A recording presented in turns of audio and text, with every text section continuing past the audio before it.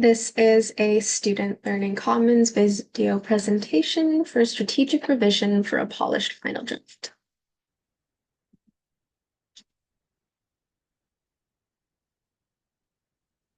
Once you've finished your first full draft of your paper, you will need to revise, edit, and proofread. It's best to wait until you have finished writing to tackle revision and editing. Otherwise, you can end up revising every word as you write, and that can be both time-consuming and frustrating. You'll also know if you need to do more research, and if so, what it is you need to research, only after you've written your draft. Strategic revision follows a three-stage approach. Revision focuses on the higher order concerns that ensure strong arguments, structure, and cohesion. Editing looks at the second or lower order concerns that ensure clarity. And then lastly, proofreading is a line-by-line review that focuses on spelling, grammar, mechanics, and formatting. Higher order concerns look at things like your development, your organization, and your connections. So consider the purpose of your writing. Make sure your essay answers the question, what am I trying to communicate? Who am I trying to communicate this to? And why is this communication important? Related to this is your audience, or whom you're trying to communicate with. Consider their level of expertise. What do they already know, and what do you need to tell them? How is your audience going to perceive or understand your writing? We've already talked about how to form a strong argument. They need to have the claim, the grounds, and usually a warrant, the explanation to connect the claim and the reasons. To improve your authority and credibility, remember you may want to add a qualifier, a backing, and a rebuttal. We've talked also about how your thesis statement should include an overview of support, which can help to forecast the direction of your essay. You want the thesis statement and those topic sentences, which contain those mini claims, to form the backbone of your paper. So if someone were to read only your thesis statement and only the topic sentences of each paragraph, they should know what your argument is. And then make sure that all the information in the paragraph reflects that topic sentence. If it doesn't, can it be moved elsewhere? Is the information in a paragraph cohesive? And it's just the topic sentence that needs the updating? Once revised, and you've addressed all those higher order concerns, you can begin editing. Editing helps to improve your writing style and clarity. There's a few main areas for this. There's your sentence structure. So this involves logic and length. Make sure there are no sentence fragments and no run-on sentences. All sentences should address a single idea and have, at minimum, a subject and an action. Sentence clarity pertains to clarity and your voice. So make sure your writing is clear and easy to read. Talk simply, avoid jargon, use the active voice. Make sure your tone is appropriate for the writing assignment. Do you need to be formal and academic, or can you be more informal and colloquial? Sentence cohesion refers to the sense of flow at the sentence level.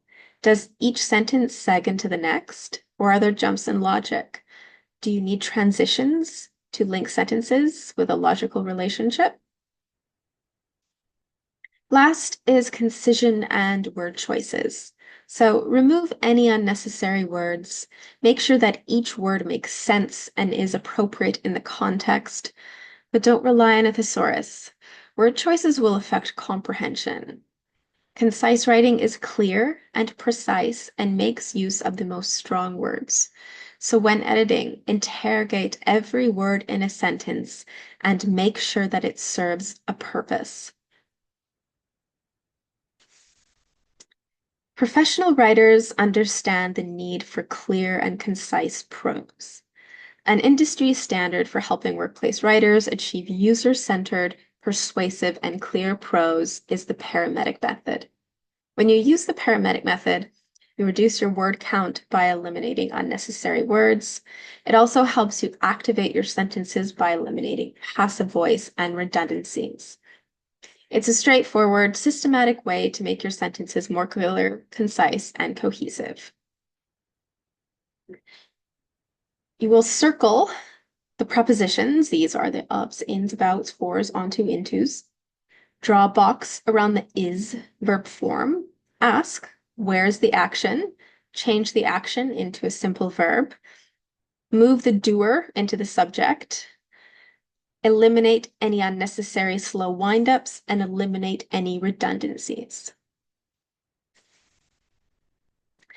The paramedic method is called this because you want to triage your writing. Focus on words and sentences one at a time rather than the writing as a whole.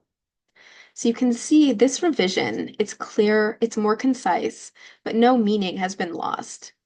In fact, meaning has been gained.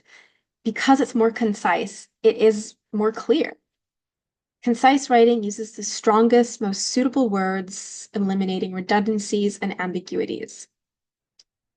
Additionally, in university and beyond, we are often constrained by a word or page count.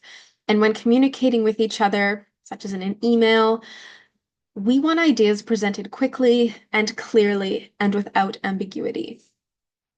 So learning concision strategies is a valuable skill for all types of writing.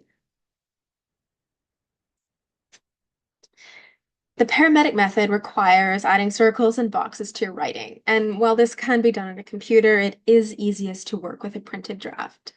Printing out your draft can also help with the final proofread. So if you can, print out your draft and make these edits and proofreads by hand. But before you start your proofreading, make sure all your revision and editing are done. There is no sense proofreading words that you are just going to end up deleting. Working from either a digital or printed copy, an effective strategy is to read your draft aloud and read it aloud slowly. Your ears often catch what your eye misses. If you have to, use a blank piece of paper to cover up the line below so you don't skip things.